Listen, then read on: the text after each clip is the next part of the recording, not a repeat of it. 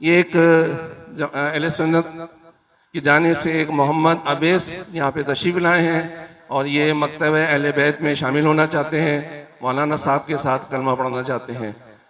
मोहम्मद अवैस। सलवात पढ़े मोहम्मद। नारे तकबीर, नारे तकबीर, नारे रिसालत, नारे रिसालत, नारे हैदरी, नारे हैदरी। बर मोहम्मद व आले मोहम्मद बुलंद तर सलवात।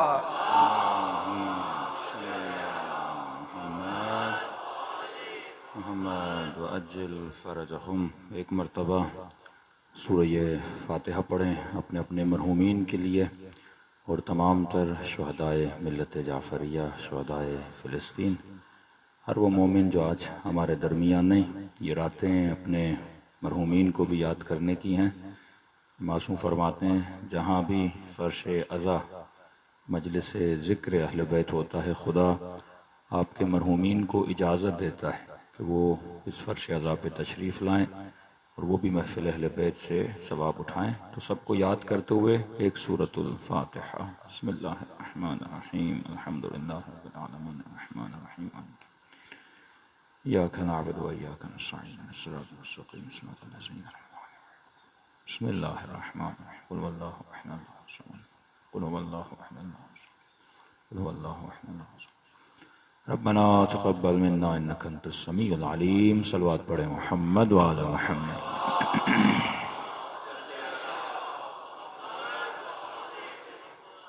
बिस्मिल्लाहिर्रहमानिर्रहीम।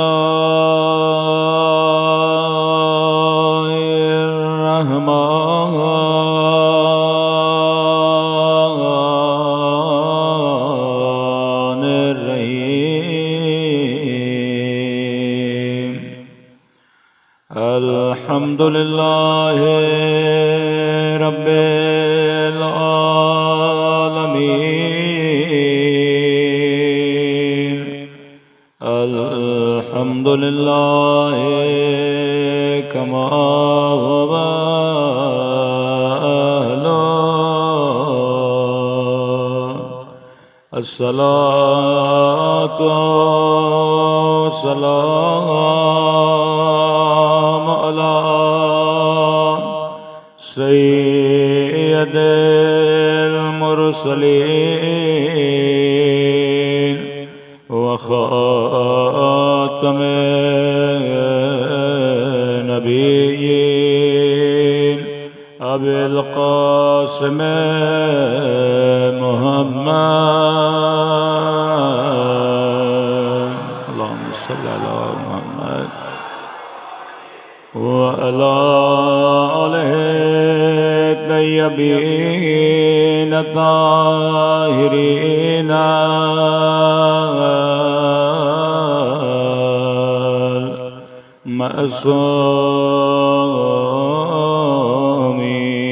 मअसूमीन।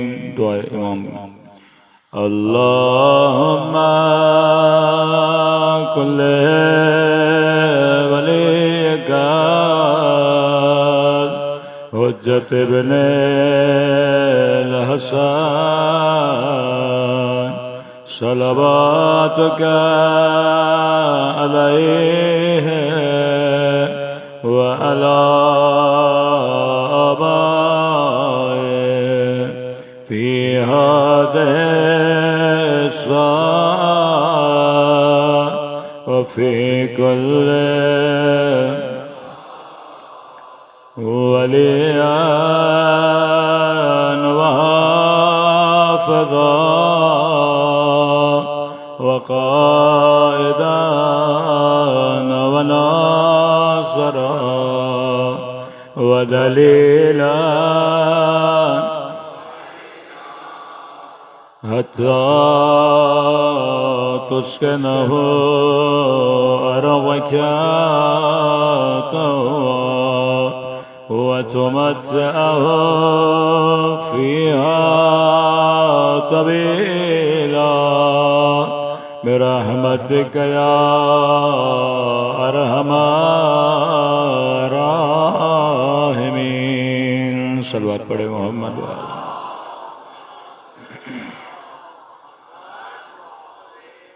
बिस्मिल्लाहिर्रहमानिर्रहीम रब्बि इश्रह ली सदरी व यस्सिर ली अमरी वहलुल उक़दतम मिन लिसानी यफ़क़हू क़ौली। अम्मा बअद फ़क़द क़ाल सुब्हानहु व तआला या अय्युहल्लज़ीना आमनुत्तक़ुल्लाह व कूनू मअस्साबिरीन। सल्लल्लाहु पढ़े मोहम्मद व आले मोहम्मद।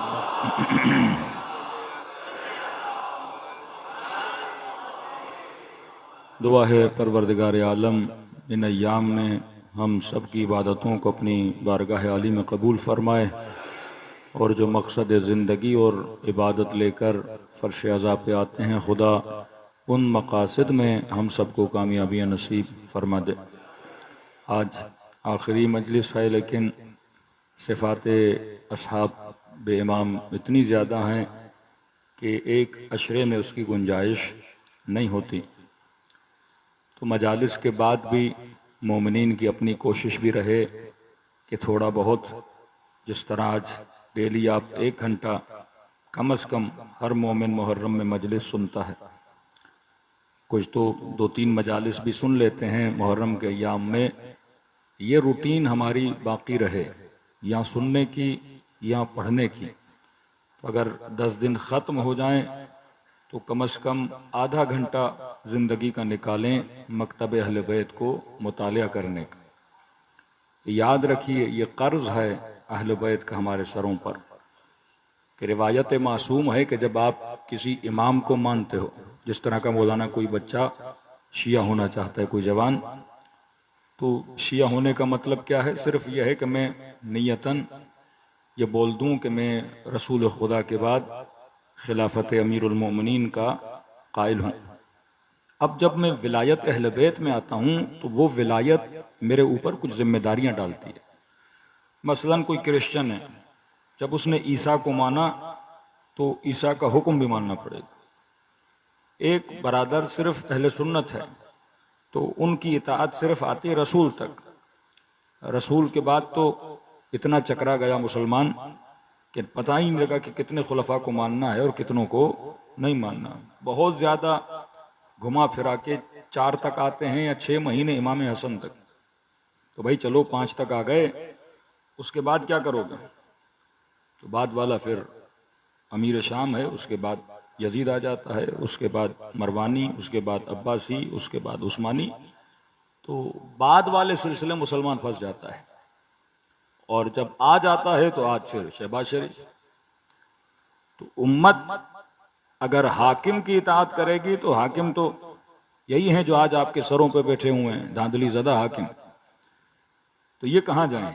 लेकिन ये नेमत इलाही थी कि हमने उलिल अम्र अल्लाह से मंसूब किसी बंदे को माना कि जो मसून अनिल खता, जो खता से, गुनाह से, निजासत से, रिजस से क्या है, दूर है। कि हम कहते हैं आज जिनको हम वली मानते हैं वो पर्दे गैब में हैं, जब ज़हूर करेंगे हुज्जत खुदा। तो जब आप किसी की विलायत में आ जाते हैं तो फिर कुछ फ़राइज़ आपके ऊपर आ जाते हैं।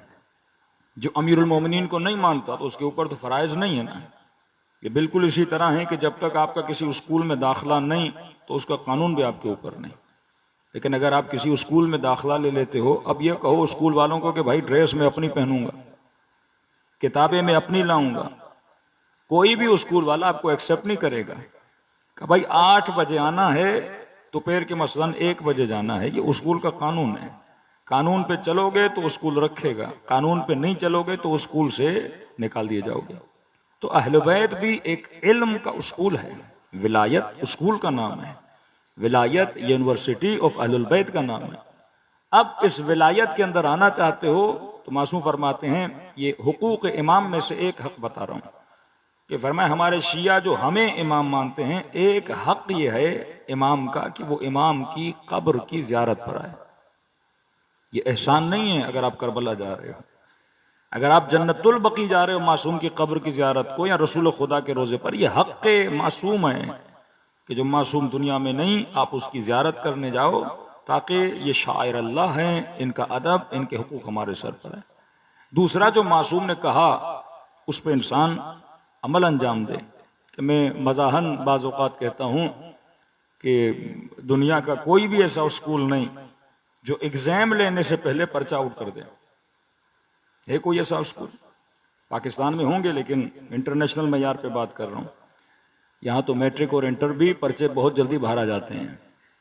दुनिया का कोई ऐसा स्कूल जो एग्जाम लेने से पहले पर्चा आउट कर दे? नहीं।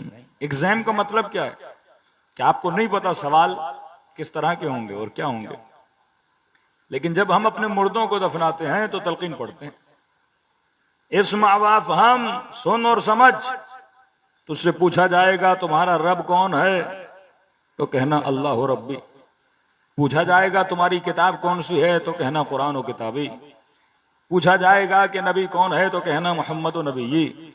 पूछा जाएगा इमाम कौन है, तो कहना अली व इमामी। आपने सुन लिया, मुर्दे को दफना लिया, और मोमिन कितना सुकून से वापस घर आता है। अरे सवाल यही होने हैं 4-5, तो ये कौन सी बड़ी बात है? जो पूरी जिंदगी ला इलाहा इल्लल्लाह मुहम्मदुर रसूलुल्लाह अली वलीउल्लाह कहता रहा, उसके लिए कौन सा मसला है कि कब्र में पूछे मुनकर और नकीर के पता इमाम कौन है? जो पूरी जिंदगी नारे हैदरी मारता रहा, तो वो तो बरमला बोलेगा कि अली मेरा इमाम है। जिसके घरों में कुरान पढ़ा रहा, क्या उसे नहीं पता कि मेरी किताब कौन सी है? जो मस्जिद के मनारों से अल्लाह अकबर की आवाजें सुनता रहा, उसे नहीं पता कि अल्लाह रब्बी, अल्लाह मेरा रब है। जब दुनिया के स्कूलों में इतना साइंस है कि एग्जाम जब लिया जाता है तो सवाल और जवाब बताए नहीं जाते, पढ़ाए जरूर जाते हैं, किताबें मजमूई तौर पे पढ़ाई जाती हैं। तो यह इतना आसान है दीन, और खुदा कहे कि ये जवाब रट के आ जाना और दे देना, मेरे मलाइक कहेंगे कि जनाब तशरीफ लाइए और जन्नत तो आपके लिए तैयार है। तो ये जवाब तो यहां का भी कोई बंदा याद कर ले। जब एक शख्स ने अपने बाप को ख्वाब में देखा तो कहा, बाबा बताइए कब्र की पहली रात कैसे थी? कि मेरे लाल, मुझसे पूछा गया कि बता तुम्हारी किताब कौन सी है। मैंने कहा कुरान का। जवाब का देना था और मलाइकों का मुझे मारना था। अब आप सही जवाब भी दो, ऊपर से कोई बना मारता रहे, तो आप तो परेशान हो जाओगे ना। किसके बेटे हो? आपने कहा फलां का। उसने फिर मारा। का झूठ बोल रहे हो। का फिर का बता तुम्हारा रब कौन है? मैंने कहा अल्लाह रब्बी, अल्लाह मेरा रब है। का फिर मुझे मारा। नबी कौन है? मैंने कहा मोहम्मद मेरा नबी है। का फिर मुझे मारा। इमाम कौन है? अली मेरा इमाम है। का बेटा फिर मुझे मारा। का बार बार पूछते रहे, मैं जवाब देता रहा, वो मुझे मारते रहे। आखिर मैंने कहा मलाइकों माजरा क्या है? जवाब गलत दे रहा हूं तो वो बताओ कि नहीं जवाब तेरा सही है। का मार क्यों रहे हो? का मार इसीलिए रहे क्योंकि झूठ बोल रहा है। अगर कुरान तेरी किताब थी तो जिंदगी में कुरान पे अमल क्यों नहीं किया? अगर अली तेरा इमाम था तो अली की बातों पे अमल क्यों नहीं किया? कब्र मैदान अमल है। कहा यौम तरल मुमिनून वल मुमिनात यस्आ नूरुहुम बैन अयदीहिम व बिअयमानिहिम। वहां ये नहीं कि खुदा रजिस्टर खोले, हाँ भाई तुमने कितनी नमाजें पढ़ी, तुमने कितने रोजे रखे, तुमने कितने झूठ बोले, तुमने कितनी गैरतें की, कितनी ग़ीबतें की। का नहीं, वहां चेहरा बताएगा जनाब मोमिन है या मुनाफिक है। बाज लोग आएंगे क़िरदतन खासीन, बंदर की शक्ल में, हैवानों की शक्ल में। जैसा किरदार था वैसा इसका चेहरा हो जाता है। का तुम महसूस नहीं करते, लेकिन मोमिन के वजूद में खुदा ने रूहानी खुशबू रखी हुई है। किसी ने पूछा किसी मासूम से, का मौला अहले बैत आप तो मासूम है, चलो मासूम अनिल खता हैं, गुनाह नहीं करते, लेकिन मलाइकों को कैसे पता चलता है? अगर कोई गैर मासूम नमाज पढ़े तो मलाइक तो देखेगा ना ये नमाज पढ़ रहा है, और लिखेगा कॉपी में अल्लाह इसने क्या की? नमाज पढ़ी। एक बंदे ने अल्लाह की राह में 1 लाख दिया तो मलाइक तो देख के लिखेगा ना इसने 1 लाख दिया। क्या ये मलाइकों को क्या पता इसने 1 लाख नाम और नमूद के लिए दिया था या अल्लाह के लिए दिया था? ये कैसे पता चलेगा कि इसने जो नमाज पढ़ी वो मस्जिद में लोगों के दिखावे के लिए पढ़ी या वाकईन खालिसतन अल्लाह के लिए पढ़ी? इसका पता कि मलाइक तो सिर्फ लिखेगा जनाब ने 2 रकत पढ़ी, वो लिख देगा 2 रकत। 1 लाख मस्जिद की मदद की, लेकिन आखिर में बोल दिया कि छोटी सी तख्ती भी लगा दीजिएगा, हाँ, हमारे अब्बा हुजूर का नाम भी वहां पे आ जाए। बाज लोगों ने पंखे दिए और पंखों पे भी लिख लिया। कि हमने 10 पंखे इमाम बारगाह को दिए। बुरी बात नहीं है, बाज लोग चाहते हैं कि माँ बाप का नाम हो, कोई बात नहीं, लेकिन अगर नीयत ये हो कि मेरा नाम आ जाए। बहलूल ने कहा ना, हारून मस्जिद बना रहे हो, कहा। अब बहलूल भी तेज था, उसने कहा हारून बहुत अच्छी मस्जिद बनाई, एक काम करो तख्ती लगा दो और नाम लिखो बहलूल मस्जिद। तो हारून ने कहा बड़े तेज हो, पैसे में लगाऊं, मस्जिद में बनाऊं, नाम तेरा लिखूं। का यही तो कहना चाहता हूं, तू मस्जिद नहीं बना रहा, अपना नाम बना रहा है। कम मलाइक तो लिखेंगे किसने नमाज पढ़ी, ये कैसे पता चले कि शहीद दस्तगैब या आगा खुमैनी को शागिर्द कहते क़िबला, हमने जिंदगी में आपसे कभी मकरूह काम नहीं देखा। चलो मासूम को तो इस्मत मिली, हमने आपसे कभी न सगीरा न कबीरा न मकरूह काम नहीं देखा आपके वजूद से। ये कैसे कर लेते हैं आप लोग? एक मासूम गुनाह न करे तो समझ आता है, लेकिन एक गैर मासूम, आगे बहजत जैसे, आगे काजी जैसे, आगे कश्मीरी जैसे, आगे मराशी नजफी जैसे, कि लाइनें लग जाती थी, लोग सिर्फ इस आलिम को चेहरे को देखने के लिए तरसते थे। क्या क़िबला 20 साल हो गए आपके दर्स में आ रहे हैं, लेकिन नहीं सुना हमने आपने बेवजह किसी पे गुस्सा किया हो, किसी की गीबत की हो, किसी की गीबत सुनी हो। आप कैसे कर लेते हैं? उसने कहा देख जवान, जब दिल की आंख रोशन हो जाए ना, कहा ना 40 दिन जो अल्लाह के लिए खुलूस के साथ गुजारे, अल्लाह हिकमत उसके दिल में रोशन कर लेता है। कहा देखो किस तरह, कहा मैं देख रहा हूं 20 साल से आप मेरे दर्स में आ रहे हो, लेकिन मैंने एक दिन भी नहीं देखा कि जब मेरे दर्स में आओ तो अपने कपड़ों पे निजासत लगा कर आओ। का जब भी आते हो साफ सुथरे कपड़े पहन के आते हो, ऐसा क्यों नहीं हुआ? कभी एक दिन भी मैंने नहीं देखा कि कपड़ों पे कोई गलाजत, कोई निजासत, कोई बदबूदार चीज लगा के मेरे दर्स में आके बैठो। का क़िबला कैसे, जिस चीज से बदबू आ रही है वो लिबास पे कैसे लगाऊं? का जैसे तुझे निजासात की बदबू आती है, हमें भी गुनाह की बदबू आती है। का मलाइक जब लिखने आते हैं तो एक बंदा जब नमाज खुदा के लिए नहीं दिखावे के लिए पढ़ता है, मलाइकों को उसकी नमाज से बदबू आती है। वो लिखते हैं खुदाया इसने 2 रकत नमाज तो पढ़ी पर बदबूदार नमाज पढ़ी, इसने तेरी राह में पैसा तो दिया पर बदबूदार। का उनके शाम में तक बदबू आती है। क्यों फरमाया सुलहा के मुआशरे में रहा करो, आबिदों के मुआशरे में रहा करो। क्योंकि आपके पड़ोस में कुरान पढ़ा जा रहा है, इधर पड़ोस में जिक्र खुदा किया जा रहा है। इस घर की खुशबू को मलाइक क्या करते हैं? महसूस करते हैं। लेकिन इधर भी शराबी, इधर भी कबाबी, इधर भी गुनहगार, इधर भी जानी, पर मैं उस घर से मलाइकों क्या आती है? बदबू आती है। किसी ने कहा ना कि मौला हम जब जमीन पे बैठते हैं तो आसमान के सितारे हमें चमकते हुए नजर आते हैं। मासूम ने फरमाया जिस तरह जमीन वालों को आसमान पर सितारे चमकते हुए नजर आते हैं, इसी तरह आसमान पर रहने वालों को जमीन पर कुछ सितारे चमकते हुए नजर आते हैं। देखो अगर आप कहीं जाना चाहो, एक मर्तबा धूप अंधेरा हो, बिल्कुल ब्लैक, और उस ब्लैक के अंदर एक चीज चमक रही हो, तो वो गोया एड्रेस है कि आप किसी कमरे में बंद हो जाओ, बिल्कुल अंधेरा हो, किसी कोने से थोड़ी रोशनी आ रही है, अब सबसे पहले कहां जाओगे? रोशनी की तरफ जाओगे ताकि आपको रास्ता मिले। इसी तरह जो लोग अंधेरों में होते हैं तो रोशनी नजर आती है तो रोशनी की तरफ दौड़ते हैं, यकीनन वहां कोई आबादी होगी, चीजें नजर आएंगी। कि जिस तरह जमीन पर बैठने वाले लोगों को आसमान पर सितारे नजर आते हैं, इसी तरह आसमान की जो मेरी मखलूक है उसे जमीन पर चमकते हुए सितारे नजर आते हैं। कि मौला ये सितारे क्या हैं? कि अल्लाह जब अपनी रहमतों को मलाइकों को भेजता है कि जाके जमीन पर नाजिल करें, ये कैसे जमीन पे आते हैं? मलाइक को एड्रेस का क्या पता कि मैंने किसके घर जाना है, किसके घर नहीं जाना। फरमाया हमारे चाहने वालों के घर मलाइकों को सितारों की तरह चमकते हुए नजर आते हैं। और जब रहमत खुदा नाजिल होती है तो उन घरों पे अल्लाह क्या करता है? नाजिल करता है। एक आलम आलम में माता है, एक आलम जो हमें नजर नहीं आ रहा। रसूल खुदा जा रहे थे अपने साहब के साथ, का गौर करो इस कब्र से कौन सी आवाज आ रही है? कहने लगे या रसूल अल्लाह, नहीं हो सकता कि हम भी आपकी तरह इस कब्र की आवाजों को सुने। रसूल ने कहा सुन सकते हो, जब इंसान का दिल पाक हो जाए, नीयतें खालिस हो जाएं, तो वो कुछ सुनोगे जो मैं मोहम्मद सुना करता हूं। सलवात पढ़े मोहम्मद वाले मोहम्मद।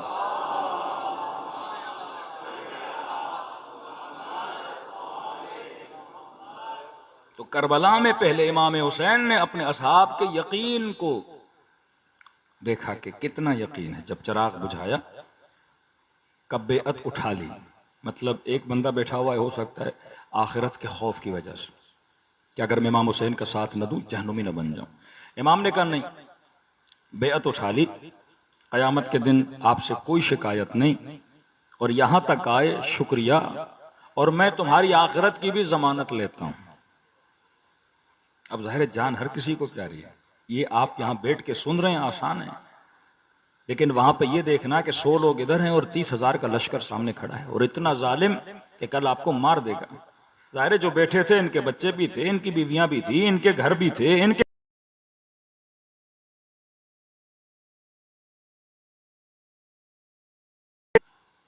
अब जाहिर है आप देखोगे आखिरत भी बच रही है और वक्त का इमाम भी इजाजत दे रहा है।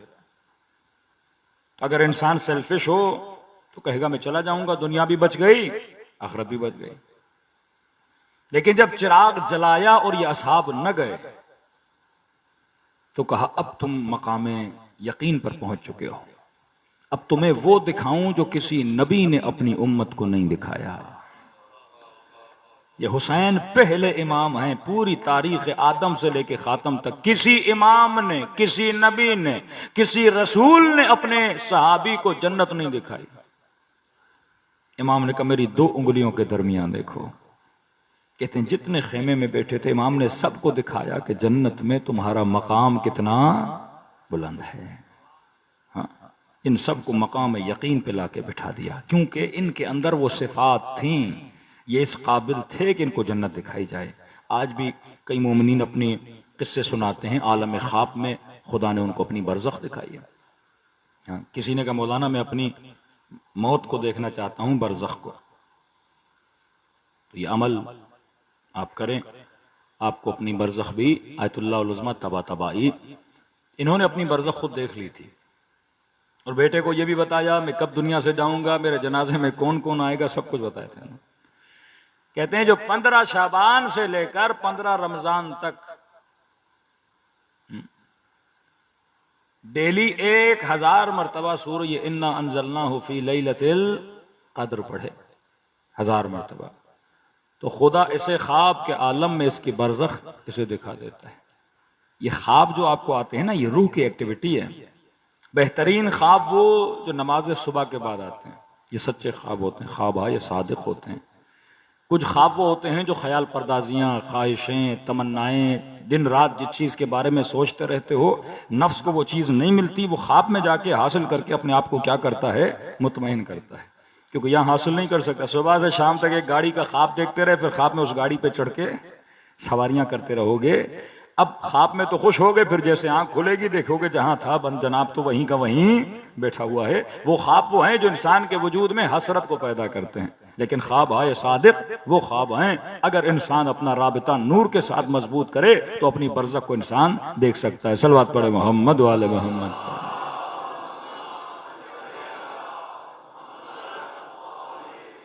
तो हमने बारिज़ तरीन सिफत ये बताई कि अगर असहाब अहले बैत की सिफात अपने वजूद में पैदा करना चाहते हो तो फरमाए पहली सिफत सिफत बसीरत थी कि उम्मत गुमराह क्यों हुई, क्योंकि उम्मत बसीर नहीं थी। और आज भी जिसको हक का पता लग जाता है मतलब ये बसीर हो गया। आपका बच्चा है, उसे नहीं पता आग नुकसान देती है, आप उसे बताओगे बेटा आग का क्या नुकसान है, ये क्या हो जाएगा, बसीर हो जाएगा। गिलास में जहर पड़ा है, बेटे को इल्म नहीं है, आप बताओगे बेटा ये पीने से मौत वाक़ई हो जाती है, ये क्या हो जाएगा, बसीर हो जाएगा। जिससे खैर और शर की पहचान कि बुरा क्या है अच्छा क्या है, मासूमीन कभी समझाते थे, कभी ले जाते थे, कभी मोमिन में सलाहियत थी, मोजज़ा करके दिखाते थे ताकि ये क्या बन जाए। आज अगर मोमिन डिप्रेशन का शिकार है तो कहीं ना कहीं जिंदगी में क्या पाई जाती है, उसकी कमी पाई जाती है। और हमने कहा कि खुश रहने के लिए जरूरी है कि इंसान अपने वजूद में अपनी सोच को सही करे। ये डिप्रेशन का ताल्लुक आपकी सोच से है। अगर आपकी सोच वैसी बन गई, इसका साइकिल वैसे चलने लगा जैसे अहले बैत अलैहिस्सलातु वस्सलाम, मन यतवक्कल अलल्लाह फहुव हस्बुह, जो अल्लाह पर तवक्कुल करता है फिर सारा उसका मामला किसके हवाले है, परवरदिगारे आलम के हवाले। ये कुरान की आयत है ना, जो अल्लाह की तकवा इख्तियार करता है और अल्लाह पे तवक्कुल करता है, खुदा उसके लिए वहां से रास्ता बनाता है जहां से उस मोमिन ने कभी सोचा भी नहीं था। ये ईमान अगर वजूद में आ जाए, कौन सा ईमान? फरमाया नेगेटिव न सोचे, कभी भी मोमिन के लिए बुरा न सोचे और कभी शैतान के लिए अच्छा न सोचे। हमारे यहाँ उलट है, मोमिन के लिए बुरा सोचना है और शैतान के लिए क्या सोचना है? अच्छा सोचना है। फरमाया इसको सही करे। दूसरी सिफत ये फरमाया, मैं जो कल बता चुका लेकिन आज तीसरी सिफत बताऊं। फरमाया जो अल्लाह ने दिया उस पे राजी हो जाए। कल हमने कहा ना, आज में रहना सीखे, पास्ट में रहेगा गमगीन। मासूम फरमाते हैं कुछ चीजें इंसान को गम देती हैं। बोला कौन सी चीज? फरमाया फक्रुन बाद गिना। एक मोमिन अमीर हो और अचानक गरीब हो जाए, कि ये इंसान को डिप्रेशन में डाल देता है। फरमाया जिल्लुन बाद इज्ज। एक आदमी इज्जतदार हो और अचानक क्या हो जाए? उसकी इज्जत हाथों से चली जाए। फरमाया ये भी इसको क्या करता है? डिप्रेशन में डाल देता है। अब इन सब का ताल्लुक किससे? इंसान के पास से, इंसान के गुजरी हुई जिंदगी से। और मैं गुजरी हुई जिंदगी को न सोचो, गुजरी हुई जिंदगी से इबरत हासिल करो। अगर गुनाह किया है नादिम हो जाओ, नादिम होने के बाद अपने वजूद में क्या पैदा करो? इस्लाह पैदा करो। तीसरी चीज फरमाया मन यंजुर इला मा फी ऐदिन नास ताल हुज़्नुह। जो लोगों के पास है वो न देखा करो। अब दो तरह है, या निगाह नीचे होगी या निगाह ऊपर होगी। फरमाया ऊपर देखो करो। हाँ, ये राज बता रहे हैं, राज है जिंदगी बता रहे हैं। आपका काम है मेहनत करना। फारसी में कहते हैं दस्त बाला या दस्त बसियारस्त, यानी अगर ऊपर देखोगे तो हाथ के ऊपर तो हाथ बहुत ज्यादा है। आप पाकिस्तान के अमीर तरीन बंदे भी बन जाओ तो क्या दुनिया में आपसे ज्यादा कोई अमीर नहीं है? अमीर से अमीर बंदा भी हो, उसके ऊपर भी कोई ना कोई अमीर है। आप दुनिया के मसलन पाकिस्तान के उस ओहदे पे फायज हो जाओ जो सबसे ताकतवर तरीन होता है। अब क्या आपसे ऊपर कोई नहीं है जो ताकतवर हो? कोई होगा जो आपसे भी ज्यादा क्या है? ताकतवर है। कोई इंसान अपने बदन को देखे, पता नहीं मेरा कद इतना क्यों है, 4 इंच बड़ा होता तो क्या होता, मेरी आंखें ऐसी क्यों हैं, मेरे हाथ ऐसे क्यों हैं, मेरे पांव ऐसे क्यों हैं। यानी हसीन से हसीन बंदा भी होगा ना, उससे भी ज्यादा हसीन मौजूद है, फिर उसे अपना हुस्न अच्छा नहीं लगेगा। अच्छा खासा बंदा खुश होता है। हाँ? किसी की औकात थी कल्टस लेने की, किसी औकात थी मेहरान लेने की, किसी की औकात है करोला लेने की। अब खुश होकर गाड़ी लेकर आया और सामने कोई बड़ी गाड़ी देखी, अपनी गाड़ी का मजा ही किरकिरा हो गया। ये मैं किस में बैठा हूं वो देखो। तभी कहा कि बड़ी बड़ी गाड़ी ले नहीं सकते तो बैठा भी ना करो। वो बैठोगे तो अपनी छोटी गाड़ी अच्छी नहीं लगेगी। एक मोमिन था ना, कह मौलाना मेरे 2 बेटे तो अल्हम्दुलिल्लाह खुश भी हैं, जिंदगी गुजारे। कह रहे एक बेटा बड़ा नालायक है। मैंने कहा मसला क्या? इसका पता नहीं, का यूनिवर्सिटी में दाखिला लिया है, अमीरों के साथ घूमता रहता है, कभी पराडो में आ रहा है, कभी फॉर्चूनर में आ रहा है, कभी पता नहीं किस गाड़ी में आ रहा है, और आता है गुस्से में, ये हमारी जिंदगी है। फलां के पास देखो फलां गाड़ी, उसके फ्लैट में जाओ तो इतना बड़ा, उसके पास जाओ तो फार्म हाउस का। इसने जिंदगी हमारी हराम कर दी है। पहले हम भी नहीं सोचते थे, बोल बोल के एहसास कमतरी में डाल दिया सबको। कहा कि मन यंजुर इला, ये बीमारी सबसे ज्यादा हमारी खवातीन के अंदर है। शोहर ने बड़ी मेहनत करके एक अंगूठी बना के दी, एक हार बना के दिया, और चली गई फलां की शादी में। हाँ भाई, 2 बड़े सेट देख लिए, कोई बड़ा जोड़ा देख लिया कि आपने हमें क्या लेकर दिया है, और उसको देखो उसके शोहर ने क्या क्या लेकर दिया है। यानी जो है उसकी भी खुशी इंसान के हाथ से क्या हो जाती है? निकल जाती है। और मैं बंदे अक्लमंद, जो है उस पर राजी हो जा, जो नहीं है उस पर सब्र कर, मेहनत कर, क्योंकि अल्लाह ने जिसकी तकदीर में जो लिखा है वो उसे मिल के रहना है। जो अल्लाह ने नहीं लिखा वो कितना भी दौड़े उसे कभी मिलना नहीं है। इसका मतलब ये नहीं कि मोमिन कहे कि अल्लाह ने दिया नहीं है लिहाजा मेहनत नहीं करूंगा और सुबह से शाम तक सोता रहूंगा। नहीं, अमीरुल मोमिनीन ने एक वक्त वो था कि चंद खजूरों के लिए वो खातून कह रही अली मुझे पानी निकाल के दे, मैं चंद खजूरें दूंगी। फाका इतना आ गया। और एक वक्त आता है अमीरुल मोमिनीन 25 साल में वो मेहनत करते हैं कि मदीने के बागात के मालिक बन जाते हैं। आज भी आप चले जाएं सऊदी अरब, अमीरुल मोमिनीन के नाम से मशहूर है, अली अमीरुल मोमिनीन के कुएं जो आज तक पानी दे रहे हैं, जो अली ने खोदे थे। मौलाना ने मेहनत की, नखलिस्तान आबाद किए, बाग आबाद किए कि इमाम हसन के पास वो बागात आ जाते हैं। फिर मदीने का कोई ऐसा फकीर और कोई ऐसा गरीब नहीं था जो हसन के बाग से खैरात लेकर न जाता। मेहनत की अहले बैत। अब लोग समझते हैं कि अहले बैत ने मोजज़ात से ये पैसा बनाया, नहीं मेरे अजीज, मेहनत, जहमत और मदद खुदा, तवक्कुल बर खुदा से अहले बैत मेहनत की है। 5 इमाम के लिए मशहूर है, अपने नखलिस्तान में जाते थे, मौला खुद खेती बाड़ी करते थे उस नखलिस्तान में, क्योंकि जो मोमिन अपने काम में अपना हाथ बटाता है, खुदा उसे क्या अता करता है? रिज़्क़ को बरकत अता करता है। तो फरमाया लोगों के माल के अंदर देखा ना करो, जिंदगी से क्या चली जाएगी? बरकत चली जाएगी। तीसरी चीज फरमाया हिम्मत बुलंद। जो बंदा बेहिम्मत, जिंदगी में अगर हदफ ना हो, इंसान की जिंदगी में सुकून नहीं होता। जितना हदफ बुलंद होगा उतनी आपकी जिंदगी में सुकून और उतनी जिंदगी मेहनत आएगी। आज किसी जवान से पूछो कि जवान ये बताओ यूनिवर्सिटी क्यों पढ़ रहे हो, तब देखिए मुख्तलिफ कैटेगरीज हैं नौजवानों की। एक जवान कहता है यूनिवर्सिटी इसलिए जा रहा हूं क्योंकि माँ बाप का प्रेशर है, माँ बाप को राजी करने के लिए यूनिवर्सिटी जा रहा हूं। दूसरे जवान से कहो आप यूनिवर्सिटी क्यों जा रहे हो, कि हमारा हदफ यह है कि मौलाना डिग्री मिलेगी तो फिर नौकरी मिलेगी। तीसरे ने कहा मैं इसलिए जा रहा हूं ताकि इल्म हासिल करूं। इल्म से जो दरवाजे हैं वो इंसान के लिए खुल जाते हैं, इंसान वसी बन जाता है, उसकी थिंकिंग, उसकी सोच का दायरा बड़ा हो जाता है। चौथे ने कहा कि इल्म इसलिए हासिल करने जा रहा हूं क्योंकि रसूल खुदा ने कहा कि इल्म हासिल करना इबादत है। चारों यूनिवर्सिटी जा रहे हैं लेकिन नीयतें बदल रही हैं।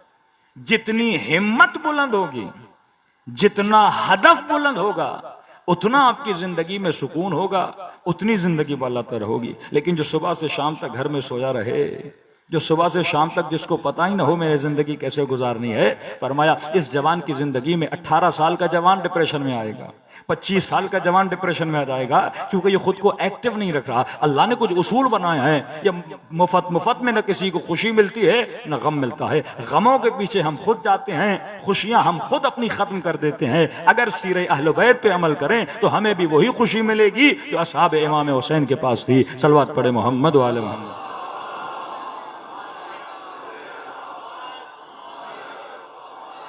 आज जिस टॉपिक की जरूरत मैंने समझी और जिस पे गुफ्तगू करना चाहता हूं वो टॉपिक है जवान का टॉपिक, कि इस्लाम आया और इस्लाम की सबसे पहले मदद किसने की? जवानों ने मदद की। करबला के मैदान में इमाम हुसैन का सहारा कौन बने? जवान बने। किसी भी कौम की कामयाबी उस कौम के जवान होते हैं। और दुश्मन सबसे ज्यादा जिस चीज पे इन्वेस्ट करता है वो किस पे करता है? जवानों पे करता है। 90s में जब अफगानिस्तान से तालिबान निकल गए, अमेरिकन जब वहां पे आए, अब वो अफगानिस्तान जिसमें तालिबान थे, अचानक अमेरिकन आए। कोई अफगानिस्तान की ऐसी गली, ऐसी रेहड़ी नहीं थी जहां पे गंदी फिल्में और उनकी सीडीज ना हो। क्योंकि अगर जवान बिगड़ गया तो मुआशरा क्या हो जाएगा? बिगड़ जाएगा। जवान की सोच अगर तामीरी बन गई, जवान बच्चियां, जवान बच्चे, आज आप टिकटॉक पे देखें, इंस्टाग्राम पे देखें, ये हमला किस पे हो रहा है? जवानों पे हो रहा है ना। कि अगर मुल्क को नाकाम करना है उसके जवानों को गलत एक्टिविटी पे लगा दो। कि ये शर्म की बात है कि आप जब गूगल में, फेसबुक में, मुख्तलिफ वेबसाइट पे डेटा निकल आता है कि एक पूरी इंडस्ट्री है, पोर्न इंडस्ट्री, जिससे फहशा इंसानों के जहनों को नजस कर दिया जाता है ऐसी फिल्मों से। और जब आप रिजल्ट निकालते हो तो सबसे ज्यादा कौन से मुल्क के कौन से लोग देखते हैं? पाकिस्तान दूसरे तीसरे नंबर पर आता है। और पंजाब के एक शहर का नाम आता है कि वहां के लोग सबसे ज्यादा इन गंदगियों पड़े हुए हैं। आज आप चले जाएं टिकटॉक पे, कौन है? ये जवान लड़कियां हैं। ये कौन है? जवान लड़के हैं। कहां गुजार रहे हैं अपना वक्त? घंटों घंटों गलाजतों में वो गुजारते हैं। वो शहवतें जिनका हुसूल भी नहीं, वीडियो कॉल पे अपने वजूद को गलाजत में डाल रहे होते हैं जिसका कोई उसूल नहीं। यानी खुद भी गलाजत में पड़ रहे हैं और मिलियंस लोग जो उनको देखते हैं वो भी गलाजत में। ये जवान इस गलाजत में क्यों पड़ा? क्योंकि इसने अपने लिए कोई हदफ नहीं बनाया। इसने कहा माँ बाप रोटी दे रहे हैं, खाना दे रहे हैं, और वालिद साहब ने कहा चलो बेटा घर बैठा है, बाहर जाएगा तो पता नहीं स्नैचिंग ना हो जाए, चोरी ना हो जाए, कहीं मर ना जाए, तो घर में बैठे। ये घर में बैठा के इसके दीन को मार रहा है। ये घर में बिठा के इसके वजूद को तबाह बर्बाद कर रहा है। जब तक आप जवान साजी नहीं करोगे, आप जंग ईरान और इराक देखे जवान, आप हशद शाबी देखे जिन्होंने दाइश को भगाया जवान, आप कहीं पर जाते हैं ये जवान है जो माशरे को बनाता है, ये जवान ब्रेन्स हैं जिससे माशरा क्या करता है, तरक्की करता है। आज ये देखना होगा कि हमारा जवान किन एक्टिविटीज में है, इसकी जिम्मेदारी किस पर है, और मैं सबसे बड़ी जिम्मेदारी इसके माँ बाप पर है कि रसूल खुदा ने फरमाया वैलुन, वाय हो, वैल हो आखिरी जमाने के जवानों पर और उनके माँ बाप पर। कहा या रसूल अल्लाह कौन से माँ बाप, जो मुशरिक होंगे? कहा नहीं, मोमिन माँ बाप। कहा या रसूल अल्लाह ये क्यों कह रहे हैं कि इनके ऊपर वैल हो, वाय हो? फरमाया क्योंकि आखिरी जमाने के माँ बाप अपने बच्चों की दुनिया की तो परवाह करेंगे लेकिन इनकी आखिरत की परवाह नहीं करेंगे।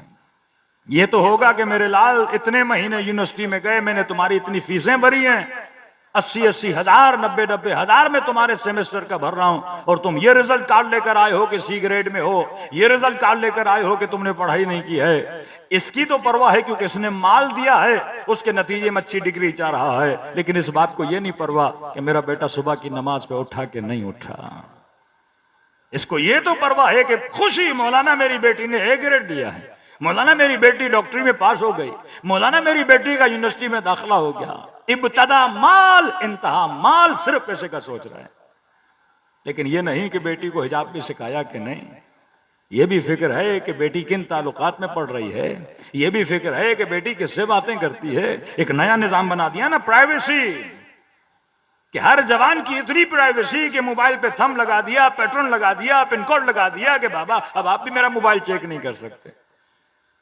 चलो पे बात यहां तक थी, अब तो बीवी कहती है मियां को कि तुम भी मेरा मोबाइल चेक, मेरी प्राइवेसी है। कवानीन बना दिए गए मुल्कों के। ये प्राइवेसी क्यों है? ताकि हम इससे कनेक्ट रहें और इसके साथ वाले को पता ना हो ये किसके साथ कनेक्टेड है। हम जितना चाहें इसकी जिंदगी में दाखिल हो जाएं, लेकिन इसके बाप को पता ना हो कि बेटी क्या कर रही है, शोहर को पता ना हो कि बीवी क्या कर रही है, भाई को पता ना हो कि बहन क्या कर रही है। ये कॉन्सेप्ट ऑफ प्राइवेसी जो बना दिया। चलो 18 साल के बाद जवान बड़ा हो जाता है, फिर माँ बाप के कंट्रोल से भी निकल जाता है। तभी फरमाया बचपन में इनके वजूद को बनाओ। ये तरबियत औलाद का सब्जेक्ट है। फरमाया 7 साल बच्चा तुम्हारा गुलाम, 7 साल से 14 साल, 7 साल तक बादशाह, 7 साल से 14 साल तक तुम्हारा गुलाम, 14 साल से 18 साल तक तुम्हारा वजीर। ये साइकोलॉजिकली अहले बैत ने 3 तरबियत के पैटर्न बनाए। 18 के बाद क्यों नहीं बोला? क्योंकि 18 के बाद ये आपके कंट्रोल में है ही नहीं, खुद कमाएगा, खुद जॉब करेगा। अब ये आजाद है, बिल्कुल उसी तरह जिस तरह परिंदा अपने बच्चे को परवाज करना, परवाज सीख गया तो फिर परिंदा छोड़ देता है। शिकार करना शेर का बच्चा सीख गया तो फिर ही उसे छोड़ देता है। फरमाया 18 ईयर्स तक इसकी तरबियत करो, उसके बाद वो जाने, उसका काम जाने। आपका काम है सही तरबियत। अब तरबियत का महल, तरबियत का मकाम क्या है? घर। दूसरा मकाम क्या है? स्कूल। बड़ा हो गया तो यूनिवर्सिटी। तीसरा मकाम उसके दोस्त, उसके हमनशी, किसके साथ बैठता है, कहां जाता है, कौन सी बुक पढ़ता है, क्या देखता है, ये तमीज अगर उसे सिखा दो। देखो छुरी है, छुरी बंदा भी मार सकती है, सेब भी काट सकती है। आपने ये तमीज सिखानी है कि बेटा छुरी किसके लिए बनाई गई है? सेब काटने के लिए। ये इंसान को मारने के लिए नहीं बनाई। एक ही चीज है, उससे बुरा काम भी हो सकता है, अच्छा काम भी हो सकता है। इसीलिए हदीस रसूल खुदा सल्लल्लाहु अलैहि वसल्लम में सल्लल्लाहु अलैहि वसल्लम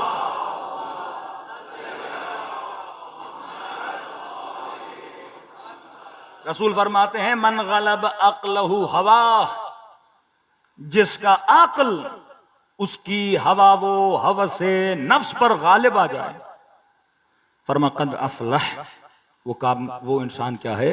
कामयाब है। लेकिन अगर इसके बरअक्स हो जाए, जिसकी हवा हवस उसके अक्ल पर गालिब हो जाए, फरमाया वो आखिरत में क्या हो जाता है? जलील हो जाता है। ये इल्मुन नफ्स कि मासूमीन अलैहिस्सलातु वस्सलाम ने इतनी दुआएं, इतने फरामीन, मेरा IRC का अशरा है। आज तक शिया ये समझते थे कि मासूमीन एक मौलवी की तरह मस्जिद में जाते थे, 4 रिवायत सुनाते थे, फिर चले जाते थे। नहीं मेरे अजीज, मासूमीन ने एक मजबूत नेटवर्क बनाया। शियत हादसाती कौम नहीं है कि यहां एक मासूम ने लेक्चर दिया, वहां दूसरे मासूम ने लेक्चर दिया, 4 लोगों ने सुना, इन्होंने 4 को बताया और इतना बड़ा मकतब बन गया। हदीसें, किताबें, फिकाहतें कि ऐसा जमाना कि पता चलता ये मासूम का चाहने वाला है, सर कलम कर दिया जाता था, उसके बावजूद भी शियत इतनी बढ़ जाती है। ये निज़ाम खुम्स, ये निज़ाम वकला, ये मौला के 4 नवाब खास, फिर ये पूरा सिलसिला चलना कि आज पूरी दुनिया में शियत इतनी फैल गई। जब हम इस नेटवर्क का ख्याल नहीं करेंगे फिर तो यही आलम होगा ना। यही अजरबैजान, 85% अजरबैजान की आबादी शिया, 85%। आज जिनके सदर थे, वजीर आजम थे, जो विजिट किया पाकिस्तान का, कितनी आबादी? 85%। आबादी के तनासुब के हवाले से पहला मुल्क ईरान है, फिर अजरबैजान आता है जिसमें सबसे ज्यादा शिया पाए जाते हैं, फिर आपका इराक आता है, फिर दूसरे छोटे मोटे ममालिक आते हैं, बहरीन है दूसरे हैं। लेकिन अजरबैजान में आज इतनी इजाजत नहीं है कि आप अपने घर की छत पे इमाम हुसैन का अलम लगाओ, इजाजत नहीं है आपको। क्योंकि मोमिन आज से 2 साल पहले उस बेचारे ने सिर्फ अपने घर की दीवार पे लिखा था या हुसैन, मिटा के जाते थे, फिर लिखता था या हुसैन, फिर मिटा के जाते थे, फिर या हुसैन। उसके घर का मुहासिरा किया, लोगों का मिलना जुलना बंद हुआ, उसको जेल में डाल दिया। एक ज़ैनब नाबी खातून थी, वो भी बड़ी मशहूर हुई, सिर्फ अलम लगाने पे इस बेचारी खातून को सजा दी गई। और उसने अपनी आजरी जबान में अपने मोहल्ले वालों को बोला कि तुम वही कूफी हो कि हुसैन बुला रहा था, कूफी नहीं गए, आज ये मुझ पे जुल्म करे तो मेरे लिए आवाज नहीं उठा रहे। 85% जिसकी आबादी शिया हो, वहां पे अलम लगाने की इजाजत नहीं। ये मकाम फिक्र है कि नहीं है? कौमें कैसे उरूज और कौमें कैसे जवाल पकड़ती हैं। क्यों? क्योंकि वहां की कौमों ने उस फिक्र अहले बैत को उठाना छोड़ दिया। कि आपके पहले सारे मराजे मुज्तहिदीन आप सुनते हो कि कहां से थे? हिल्ला से थे ना। हिल्ली आपने नाम सुना है ना, बड़े बड़े उलमा। लेकिन आज हिल्ला से किसी मुज्तहिद का नाम सुनते क्यों? क्योंकि उस वक्त के नौजवानों ने इज्तिहाद को छोड़ दिया। जवान जब अपने बुजुर्गों की रविश को छोड़ देते हैं, फिर वो रविश खत्म हो जाती है। दुश्मन तभी चाहता है कि जवान वो चीजें छोड़ दें। आज आप बोलते हैं अमेरिका ताकतवर है, तरक्की याफ्ता, यूरोप ताकतवर है, तरक्की याफ्ता, यूके ताकतवर है, तरक्की याफ्ता है। लेकिन उन मुल्कों में चले जाइए, वहां की खत्ते अव्वल, लाइन अव्वल के जो डॉक्टर्स हैं वो इंडियन और पाकिस्तानी। कनाडा चले जाइए, वहां के जितने भी स्किल पर्सन्स हैं वो कौन है? इंडियन पाकिस्तानी। यूके चले जाइए, बेहतरीन डॉक्टर्स कौन है? इंडियन पाकिस्तानी। यूरोप चले जाइए, जर्मनी चले जाइए, आईटी की फील्ड में सबसे आगे कौन है? इंडियन पाकिस्तानी। अपने माल के जरिए से उन्होंने आपकी बेहतरीन, कि जब ईरान में रहबर मुअज्जम को पता चला कि ईरान के ब्रेन्स भाग रहे हैं। हमारे एक दोस्त थे जिन्होंने इंजीनियर थे, एक मशीन बनाई थी कंप्यूटर की, कि जस्ट उसकी यूएसबी आप मदरबोर्ड के साथ टच करते, पुरानी बात है, तो उस वक्त ये होता था कि कंप्यूटर्स के जब मदरबोर्ड्स खराब होते थे तो प्रॉब्लम को डिटेक्ट करने में बड़ा टाइम लगता था कि कौन सी आईसी जल चुकी है, कहां प्रॉब्लम है। तो इसने एक मशीन बनाई, बस मदरबोर्ड के साथ टच करते वो मशीन बताती कि मदरबोर्ड के किस हिस्से में कहां पर प्रॉब्लम है, डिटेक्ट कर देती, आप जल्दी से मसला हल करते। इसने मशीन बनाई, उसको प्रोफार्मा बनाया और इसने अपलोड कर दिया किसी कनाडा की यूनिवर्सिटी में। कैनेडियन यूनिवर्सिटी ने इससे रब्ता किया कि आप फैमिली के साथ आए, आपको इतनी सैलरी देंगे, आपकी इतनी बड़ी इंश्योरेंस करेंगे, आपको बजट देंगे कि आप ये मशीन यहां बनाओ और इस मशीन को दुनिया में भेजो। कहते मैंने उनको लेटर लिखा, मैं ऐसे नहीं आऊंगा, मैं तब आऊंगा जब मुझे कैनेडियन नेशनलिटी दो। उन्होंने कहा आप आओ, आपको 6 महीने में नेशनलिटी। इसने कहा नहीं, 6 महीने में नहीं, नेशनलिटी लेके आना चाहता हूं।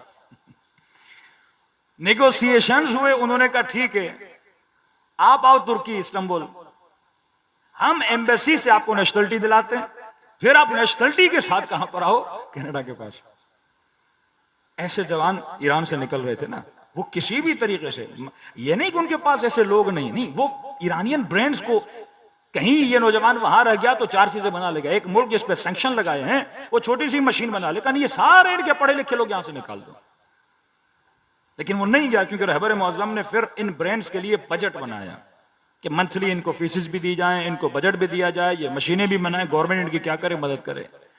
सिर्फ इन 2 सालों में पाकिस्तान से 15 लाख जवान, ये वो लोग हैं जो एजुकेटेड जवान हैं, बैचलर मास्टर्स किए हुए जो स्किल पर्सन हैं, वो इस मुल्क से निकल गए। 5 लाख सिर्फ इस मुल्क का सरमाएदार इस मुल्क से निकल गया। किसी की फैक्ट्री थी, किसी की इंडस्ट्री थी, वो निकल गया, घर वर बेच के यहां से चले गए। अब जब बसीरत ना हो ना मुल्क चलाने वालों में, तो निगरान वजीर आजम वो कहते कौन सी बड़ी बातें जा रहे हैं, इतनी आबादी है, 15 लाख निकल गए तो भाई मुल्क को ब्रेन चलाता है, 22 करोड़ मुल्क को नहीं चलाते हैं। ये इंडस्ट्रियल, ये ब्रेन्स, ये IT स्पेशलिस्ट, ये मुल्क को चलाते हैं। क्यों अहले बैत अलैहिस्सलातु वस्सलाम अपने किसी खास सहाबी के दुनिया के जाने से क्या करते हैं? गिरिया फरमाते हैं। इमाम हुसैन मुस्लिम इब्न अकील पे गिरिया फरमाते हैं। मुअल्ला बिन खुनैस मेरे छठे इमाम का सहाबी है, जो वकीलों का हेड था। मौला हज पे जाते हैं, पीछे इसको मार दिया जाता है। कहते हैं पूरी रात इमाम जाफर सादिक ने गिरिया फरमाया है। जिस तरह शहीद हुसैनी जैसे लोग इस कौम से जाते हैं, जो ब्रेन थे, आपके ब्रेन्स को मारा जाता है। बाकी जो फालतू बंदा उसे वो मार के गोली भी जाया नहीं करते। कहते हैं नहीं अपने फायदे का है ना किसी और के फायदे का है, इसे रहने दो, क्या मसला है। लेकिन जो ब्रेन्स होते हैं कौमों के, उनको मारा जाता है, उनको गुमराह किया जाता है कि आज जमाना हार्ड वॉर का जमाना नहीं है, सॉफ्ट वॉर का जमाना है। जवान को सोचना चाहिए कि वाकईन मैं अपना वक्त कहां पे गुजार रहा हूं।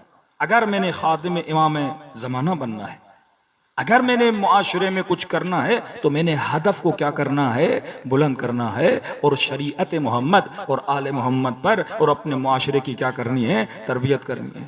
सिर्फ इतनी तरबियत की थी मासूमीन। एक मिसाल सिर्फ आपको अर्ज कर रहा हूं कि कहते हैं कि बगदाद में 2 शियों खानदानों में लड़ाइयां हो गई। एक सुसर था, उसके दामाद के साथ लड़ाई हो गई। किस पर? माल पर। अब शायद उसकी बेटी मर गई, उसका माल था, शोहर को मिलना है, बाप को मिलना है, इनकी आपस में लड़ाई हो गई। मौला के जो वकील थे उस शहर में इतनी जिम्मेदारी करते थे कि शियों की सुलह किस तरह करवानी है। इमाम के वकील ने इनको बुलाया और इनका फैसला किया। कहते इख्तलाफ बहुत ज्यादा था रकम पे। वो कह रहा है 20,000 दिरहम है, वो कहता है 10,000 दिरहम है। कहते हैं इनके इख्तलाफ को कम करा के 600 दिरहम पर लाया वो, कि भाई बात आती है 600 दिरहम पर। कहते हैं फिर इसने 600 दिरहम का फैसला दिया और फिर अपनी जेब से 600 दिरहम अदा भी किए। कि अब तुम्हें पैसे देने की जरूरत नहीं, इख्तलाफ था 600 दिरहम, मैं देता हूं तुम्हारी तरफ से 600 दिरहम। का बस शर्त यह है कि जब बाहर जाओ तो एक दूसरे की बुराई ना करना। यह मकाम शर्म है कि एक शिया दूसरे शिये की बुराई करे और मोहल्ले में घूमता फिरे कि फला शिया ने मेरे इतने पैसे खा लिए। और कहा देखो ये 600 दिरहम जो तुझे दे रहा हूं, ये अपनी जेब से नहीं दे रहा, ये जाफर इब्न मोहम्मद के पैसे हैं। और इमाम ने कहा कि कहीं पर शिया आपस में लड़ें, ये पैसे दे रहा हूं, इनकी सुलह करवाना ताकि बदनामी से बचें। आज कोई किसी का प्लॉट खा गया, आज कोई किसी का पैसा खा गया, कितनी बदनामी होती है माशरे में।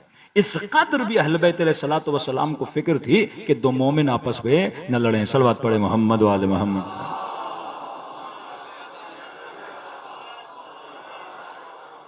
तो पहली चीज, जवान अपनी जवानी की कदर और कीमत जाने। रसूल गिरामी फरमाते 2 चीजें जब हाथ से चली जाती हैं तो इंसान पछताता है। या रसूलल्लाह कौन सी? फरमाया एक सेहत, दूसरा जवानी।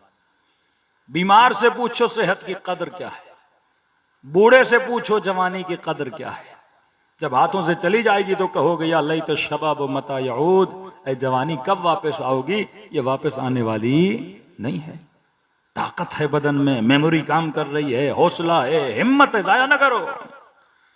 दूसरी चीज जवानों के लिए है अच्छी हमनशीनी। आज अक्सर जवान तबाह होते हैं बुरे हमनशी के साथ बैठ के, कि आपका यारो यावर कौन है, आपका दोस्त कौन है, ये आपकी जिंदगी को एक हिदायत देता है। कल ही एक बच्चा स्टूडेंट बता रहा था, मौलाना हम यूनिवर्सिटी में कह रहे पढ़ते थे, अब पाकिस्तान की यूनिवर्सिटियों का ये हाल है कि वहां पे मजहबी बहस नहीं कर सकते, वहां हिजाब पे बात नहीं कर सकते, वहां म्यूजिक के अगेंस्ट बात नहीं कर सकते।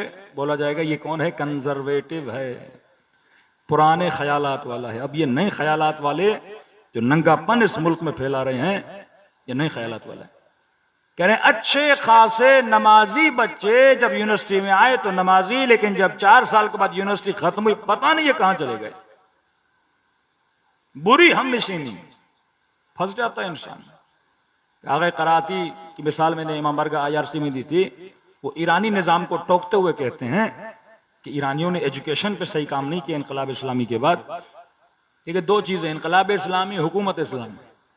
हम इनकलाब इस्लामी की हिमायत करते हैं पर हुकूमत इस्लामी पर तनकीद भी करते हैं कि ज़रूरी नहीं हुकूमत इस्लामी में हर चीज़ क्या हो रही हो, सही हो रही हो। तो इन्होंने कहा कि भाई मैट्रिक तक आपने बच्चे बच्चियों को अलग कर दिया। ईरान में सिस्टम अलग है, यानी टिल मैट्रिक बच्चे बच्चियां अलग पढ़ते हैं और यूनिवर्सिटी में इनको साथ कर दिया। कहा जिस एज में बच्चों को एक दूसरे से खतरा नहीं, यानी जब तक बच्चा बालिग नहीं, बच्ची बालिग नहीं, तो वो एहसासात, वो इबराजात, वो इमोशंस भी नहीं है। एक 4 साल का बच्चा, 5 साल की बच्ची, 6 साल का बच्चा, 6 साल की बच्ची, इनको क्या एक दूसरे से खतरा है। उस वक्त आपने क्या कर दिया, इनको अलग कर दिया। और जब ये बच्चा बालिग हुआ, शहवत ने इस पे गलबा किया, नफ्स इसका उभर आया, उस वक्त आपने यूनिवर्सिटी में क्या कर दिया, इनको आपस में मिला दिया। मतलब एक तरफ पेट्रोल, दूसरी तरफ आपने आग रख दी कि अब जाओ, और फिर इन पे तबलीग की कि पेट्रोल और आग भड़कना नहीं। उमूर गैर अखलानी, ये जो सिस्टम ऑफ अहलुल बैत है या सिस्टम ऑफ खुदाबंदी है, महरम और नामहरम का कॉन्सेप्ट, अल्लाह ने मर्द को औरत के लिए बनाया, औरत को मर्द के लिए बनाया। इनका एक दूसरे की तरफ अट्रैक्ट होना ये एक नेचुरल चीज है कि अगर आपका बेटा किसी की तरफ अट्रैक्ट हो रहा है तो आप बुरा मानो, बुरे मानने की चीज थोड़ी, ये नेचुरल है। इसका अकलानी तरीका ये बेटे की शादी करा दो। एक डिमांड जब इंसान के वजूद में आती है, वो अपनी डिमांड को पूरा करना चाहता है। तभी कहा कि अगर कई औकात गुनाह से बचने का तरीका नसीहत, कई औकात गुनाह से बचने का तरीका तिब्बी, कोई चीजें खिलाई जाती हैं ताकि वो बीमारी से निजात पाए।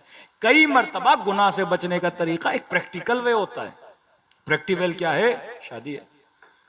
लेकिन वो मुआशरा जिसमें गुनाह की दस्तयाबी और गुनाह तक पहुंचना या लज्जत का हुसूल आसान हो जाए, तो उस मुआशरे का जवान फिर शादी नहीं करता।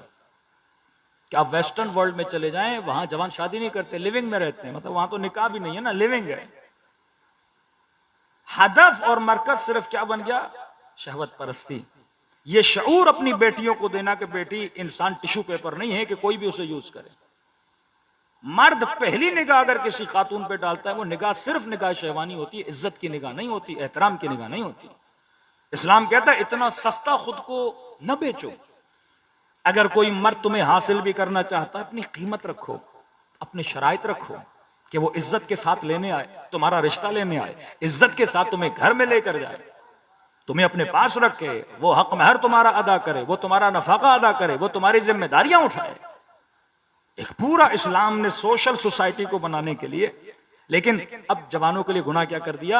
आसान कर दिया।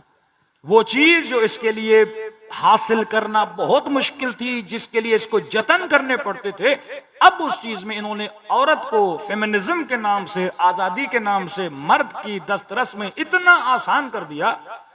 कब इसके लिए औरत की कोई वक़्त, औरत की कोई इज्जत नहीं है।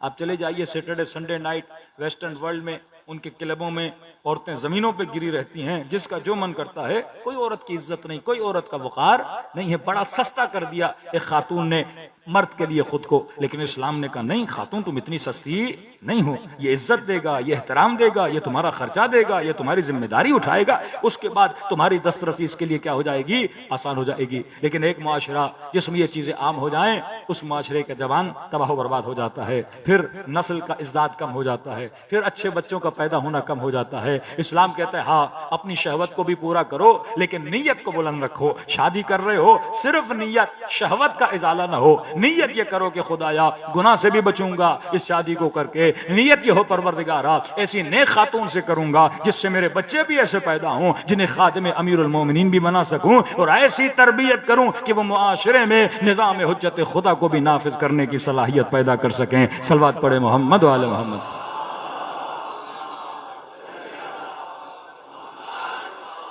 वक्त बहुत तेजी से गुजर गया।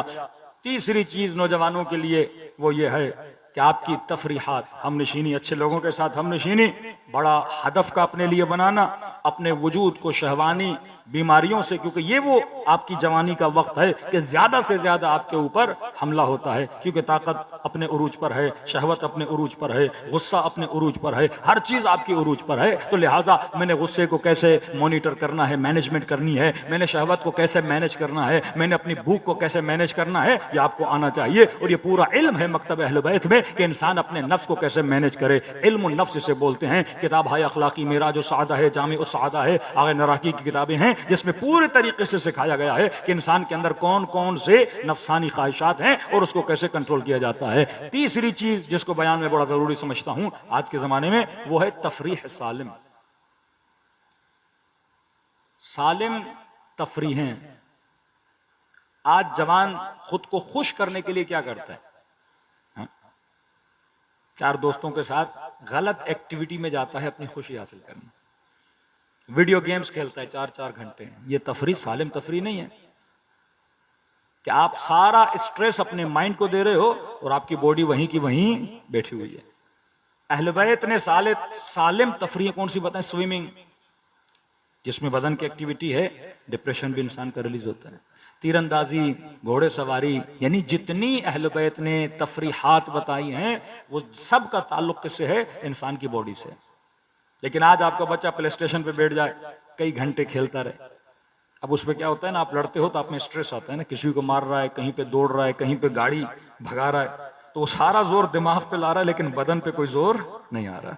इससे उसका जिस्म भी बीमार हो जाता है। और आजकल के बच्चे देखते हैं इधर गेम खेल रहे, इधर चिप्स खा रहे हैं और दिन बदन गुब्बारे की तरह वो फूलते जाते हैं। कि अमेरिका में सबसे ज्यादा बच्चों में बीमारी मोटापे की है, फेट हो गए उनके बच्चे। क्यों? क्योंकि वो सारी एक्टिविटी दिमाग में तो हो रही है लेकिन बदन में नहीं हो रही। रसूल खुदा के वक्त के जमाने का किस्सा है, कहते हैं कुछ लोग राहजनों ने लोगों के घरों पर चोरियां करना शुरू की। इन्होंने रसूल खुदा से शिकायत की, या रसूल अल्लाह, एक लश्कर बनाते हैं और दरवाजे पे जाते हैं, अगर ये हमला करेंगे इनका दिफा करेंगे। तो नबी ने अपने साहब के साथ कोई 200-300-400 जो भी लोग थे उनको जमा किया और एक छोटा सा लश्कर बना दिया और पूरी रात इंतजार में रहे कि चोर जब अटैक करें तो हमला करें। चोरों को पता लग गया, चोर तो आए नहीं। अब इन्होंने कहा या रसूल अल्लाह, लश्कर बना हुआ है, कोई एक्टिविटी अंजाम दी जाए, क्या करें? अब जाहिर इतनी तैयारी करके दुश्मन सामने नहीं है तो वापस तो नहीं जाना, कुछ हम करें। तो नबी ने कहा ठीक है, एक स्पोर्ट गेम बनाई उन्होंने और घोड़े सवारी की गेम। 2 टीमें बनी, टीम ए बनी, टीम बी बनी। तो कहा कि या रसूल आप किस टीम का हिस्सा बने? बस रसूल ने कहा मैं ए का हिस्सा बनूंगा। बी ने कहा हम नहीं खेलते, क्योंकि जिसमें रसूल होगा हम उसमें कैसे खेलें। फिर नबी ने कहा कि मैं आपके साथ एक खेल खेलूंगा, एक खेल इनके साथ खेलूंगा। और दोनों गेमों में जहां रसूल थे, सबसे पहले रसूल खुदा उस घोड़े सवारी में उन सबसे क्या हो गए? जीत गए। इसी तरह तीरंदाजी, ये तीरंदाजी करते थे अहले बैत। हजरत अब्बास को लेकर जाते थे, अमीरुल मोमिनीन अपने बच्चों को लेकर जाते थे सहरा में, जाके ये सारी स्पोर्ट्स कराते थे ताकि शियों के लिए क्या बने? इंसान अपनी वजूद में तफरी। सिर्फ ये नहीं कि आप बच्चे को बोलो बेटा आज चलते हैं, आज ज़ियारत करके आ जाते हैं, आज हम दुआ कुमैल पढ़ लेते हैं। ये भी दुआ का सब्जेक्ट अलग है, तफरी का सब्जेक्ट अलग है। कि मैंने इससे नुक्ता निकाला कि जो शियों की निशानियां बताई ना, कि फरमा 51 रकत शिया एक दिन में नमाज पढ़ता है। तो अगर स्पीड से भी पढ़े तो 51 मिनट्स बनते हैं, स्लोली पढ़े तो 1 घंटा बनता है। मतलब अहले बैत ने हमें मुल्जम किया इस बात का कि हम दिन में 1 घंटा फिजिकल एक्टिविटी को अंजाम दें। तो जब फिजिकल एक्टिविटी अपनी जगह पे होगी, मेंटली आप अच्छा सोचोगे, गजा शिकम में अच्छी जाएगी, तो जिस्म भी सालिम होगा, रूह भी सालिम होगी, और फिर ऐसा मोमिन इमाम ज़माना की मदद करने के लायक भी होगा। सलवात पढ़े मोहम्मद वाले मोहम्मद।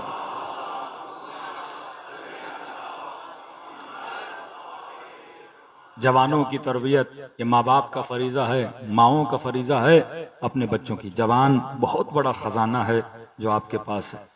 आज पाकिस्तान डे बाय डे पीछे क्यों जा रहा है? क्योंकि इस मुल्क में जवानों को नजरअंदाज किया जा रहा है। अगर ये जवानों की ताकत से इस्तेफादा लें, दुनिया की बड़े से बड़ी ताकत से भी आप टक्कर लेने का हौसला अपने वजूद में पैदा कर सकते हैं। लुबनानी जवान, इराकी जवान, ये कैसे मुजाहिद शहीद हुजजी जैसे जवान जिन्होंने जुल्म से टक्कर ली। वाकई ये हौसला अगर हमारी नस्लों के अंदर आ जाए और अक़दार अहदाफ इंसान के बुलंद हो जाएं तो दुनिया और आखिरत में कामयाबी मिल जाती है। करबला में हजरत अब्बास के 3 भाई, हाँ, उम्मुल बनीन का मतलब है 4 बेटों की माँ। कुछ भाई ऐसे हैं जो अमीरुल मोमिनीन जिस साल शहीद हुए उसी साल वो पैदा हुए, मतलब 6 महीने का था, 1 साल का था, अमीरुल मोमिनीन की शहादत हो गई। हजरत अब्बास ने, सैयदा ज़ैनब कहती मैं गुजर रही थी खेमे में, अब्बास ने अपने भाइयों को बिठाया हुआ है और कह रहे हैं फरजंदान उम्मुल बनीन, कल के लिए क्या सोचा है तुम लोगों ने? कहने लगे अब्बास आप बड़े हैं, अम्मा ने मदीने से जब निकल रहे थे हमें आपके हवाले किया, जो आप कहेंगे हम करने के लिए तैयार हैं। अब्बास ने कहा याद रखना हम उम्मुल बनीन के बेटे हैं, हुसैन ज़हरा का लाल है, का कल हमारे होते हुए हुसैन को कुछ भी नहीं होना चाहिए, हमारे बाद क्या होता है वो बात का मामला है।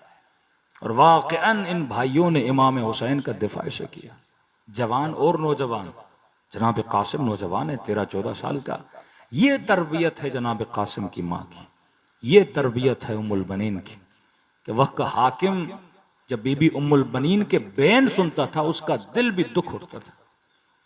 कहते मैं बकी के कब्रिस्तान से गुजरता था, देखता था एक बूढ़ी खातून है, आखिरी उम्र में इनकी आंखों ने देखना छोड़ दिया था। कहते असा के सहारे आती थी ये बीबी और जन्नतुल बकी में बैठती थी, अपने उंगली से 4 कब्रें बनाती थी, कि ये मेरे फलां बेटे की कब्र है, ये मेरे फलां बेटे की कब्र है, ये मेरे फलां बेटे की कब्र है। फिर एक एक बेटे पे बैन करती थी, एक एक बेटे पे। फिर क्या करती थी, चारों कब्रों को मिटाती थी और कहती थी ज़हरा इन चारों पे तो रोने के लिए कोई है, पर हुसैन पे कौन रोए, मैं उन चारों पे नहीं रोऊंगी ज़हरा, मैं तेरे बेटे पे गिरिया करूंगी। फिर इमाम हुसैन की कब्र बनाती थी और घंटों घंटों हुसैन की मजलूमियत पे गिरिया फरमाती थी। ये वो तरबियत गाह जिसने ऐसे अब्बास जैसे बेटे जमा किए। दिलों को करबला की तरफ रवाना करें। अजीम रात है ये, आमाले शब आशूर भी अंजाम दीजिएगा। मजलिस के बाद घर जाना हो, एक गुस्ले ज़ियारत इमाम हुसैन अंजाम दीजिएगा। और आज रात जागने का बड़ा सवाब है। बच्चों को आदत दिलाएं। ये आखिरी नुक्ता, जवानी में जिस चीज़ की आदत हो जाए ना वो बुढ़ापे तक चलती है। गुनाह की आदत हो गई, निगाह हराम देखने की, अब बुढ़ापे में शहवत की तलब नहीं, पर आदत होगी ना, बूढ़ा हो जाएगा फिर भी देखेगा। नमाज की आदत हुई, अच्छी चीज़ों की आदत हुई, ये आदतें आपको बुढ़ापे तक खींच कर जाती हैं। तभी रिवायात के जुमले हैं। इमाम हुसैन कहते हैं जब भी नमाज पढ़ते थे ना, वाजिब नमाज मस्जिद में, मुस्तहब नमाज घर में पढ़ते थे। किसी ने कहा मौला नवाफिल मस्जिद में क्यों नहीं अदा करते? फरमाते थे नहीं, घर में मेरी एक 4 साल बच्ची है जो मेरा इंतज़ार करती है। तो नमाज भी पढ़ते थे तो जनाब सकीना के साथ पढ़ते थे। दिलों को करबला की तरफ रवाना करें। ऐसे सलाम करें जैसे सैयदा ज़ैनब ने अपने भाई को सलाम किया। अस्सलाम अलैल हुसैन व अला अली इब्नुल हुसैन व अला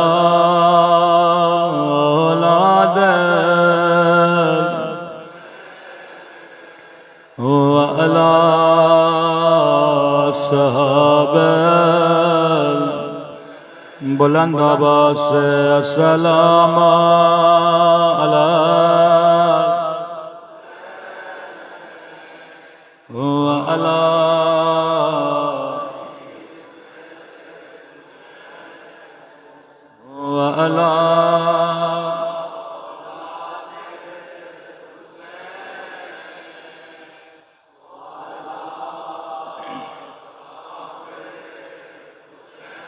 सब मिलके अस्सलाम अलैल हुसैन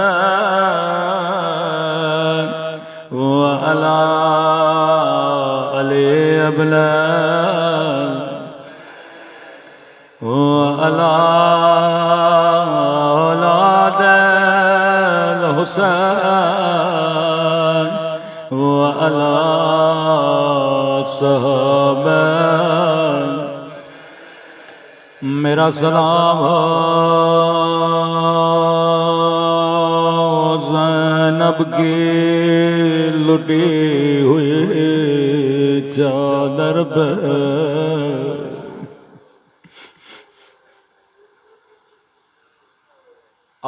तिजारत नाहिया के कुछ सलाम, ये किसी जाकिर के सलाम नहीं, ये हुज्जत खुदा के सलाम। फरमाया शिया तू पानी रोता है, लेकिन तेरा इमाम ज़माना खून रोता है। फरमाया मेरा सलाम हो उन नन्हे से रुखसारों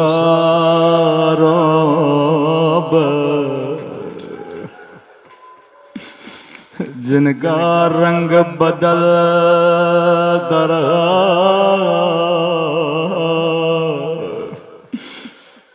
ये नहीं कहा रंग बदल गया बल्कि बदलता रहा। कभी शिमर के तमाचों ने रंग नीला किया, कभी जालिम के तमाचों ने रंग सिया किया। उस दिन भी ये रिवायत पड़ी, सही बुखारी की रिवायत। रसूल खुदा फरमाते मुसलमानों कभी हैवान को भी मुंह पे न मारा करो, इन्होंने नबी की नवासियों को तमाचे मारे।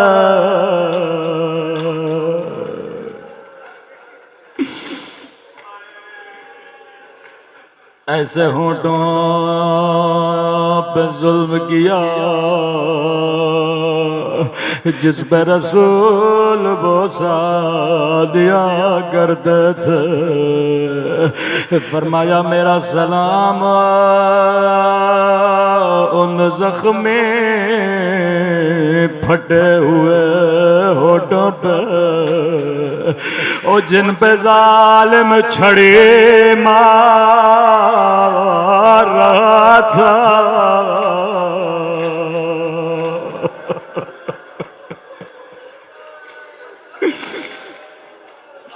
अल्लाह ये मंजर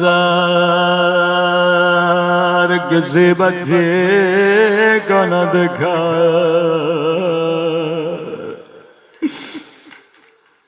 मैंने अर्ज किया हुसैन मौला की आदत थी, वाजिब नमाज मस्जिद में पढ़ते थे, मुस्तहब घर में पढ़ते थे। कहा एक 4 साला बच्ची जो मेरा इंतजार कर दिया। रावी कहता है मदीने से मक्का, मक्के से करबला, पूरे रास्ते में ये बच्ची बाबा के साथ नमाज़ पढ़ती रही। लेकिन क़यामत की घड़ी थी जब असर आशूर हुए, नमाज असर का वक्त हुआ। बच्ची ने 2 मुसल्ले बिछाए, एक मुसल्ला अपने लिए, एक अपने गरीब बाबा के लिए। लेकिन बच्ची को कौन समझाए, सकीना अब बाबा नहीं आएंगे। नन्हे से हाथों को उठाया, कहने लगी मेरे अल्लाह मेरे परदेसी बाबा की खैर हो, मेरे प्यासे बाबा की खैर हो। ऐ खुदा के बर गया वापस नहीं आया, चाचा अब्बास गए वापस नहीं आया। ऐ खुदा एक बार सकीना को बाबा की ज़ियारत करा ले।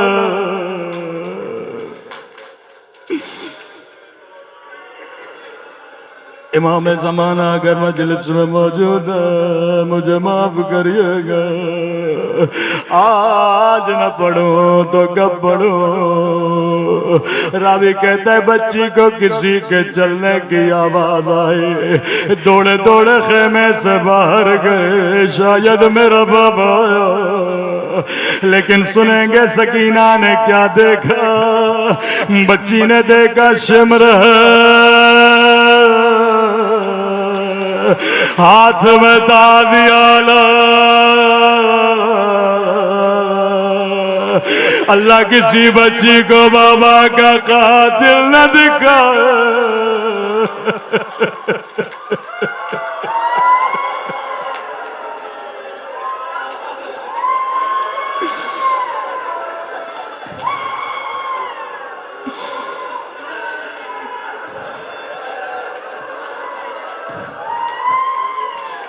वो जुल्म किया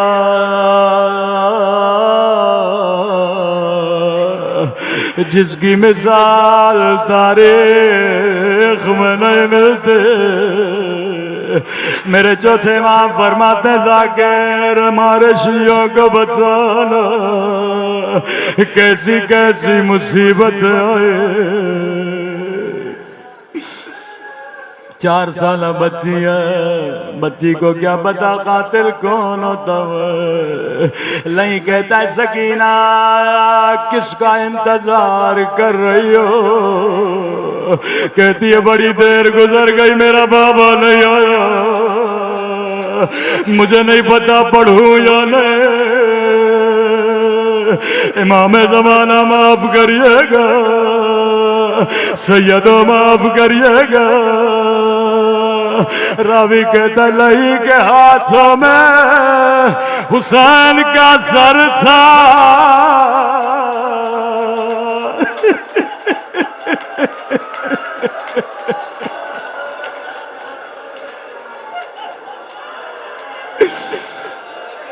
बच्ची दौड़े दौड़े बाबा की तरफ दौड़े, मेरा गरीब वतन बाबा।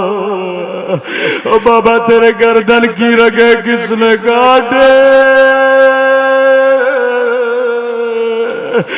बाबा जालिम ने पानी पिलाया था यार।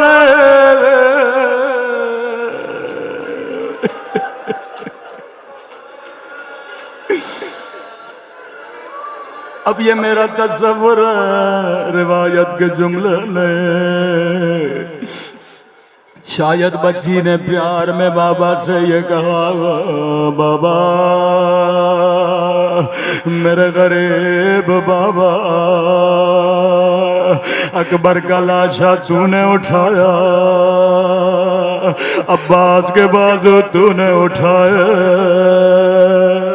लाशें उठा उठा कर थक जाने वाले बाबा 3 बरात तूने मुझे अपने सीने पे सुलाया, आज आजा मेरे सीने पे सो जा।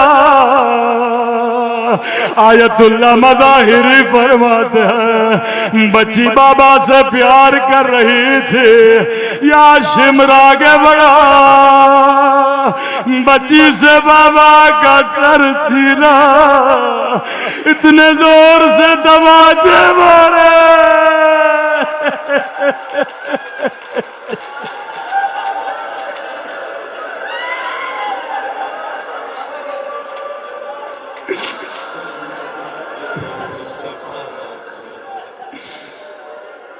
इतने जोर से तमाचे मारे। ज़ैनब परेशान है, कहाँ है हुसैन की अमानत। जैसे सैयदा खेमे में पहुंची क्या देखा, बच्ची के कान भी जख्मी है, रुखसारों पे नीले निशान है। कदीमी मोमिनो सोच के बताओ जब बच्ची की आंखें खुली होंगी पहला सवाल क्या किया होगा।